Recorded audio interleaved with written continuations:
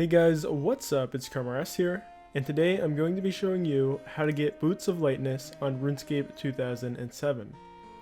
So for this, you will need some sort of light source. I will be using a lit candle, and also a knife. A stamina potion is recommended if you have a low agility level, as there's a fair bit of running. Alright, so we can go ahead and begin this by heading to Seer's Village. And then we simply need to run south towards the Sorcerer's Tower, and then once we're there, we head a little bit west onto this little location on the minimap here.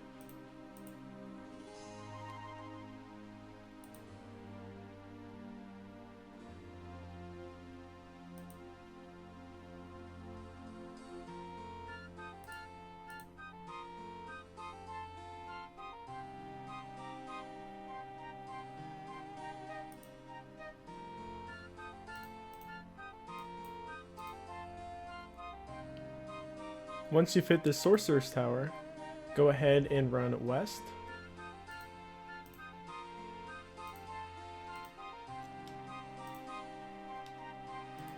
You'll see the Archer's Guild to the north, and from there it's simply a little bit south. There's an exclamation point on the screen. Go ahead and climb down the ladder here. Once inside, run west.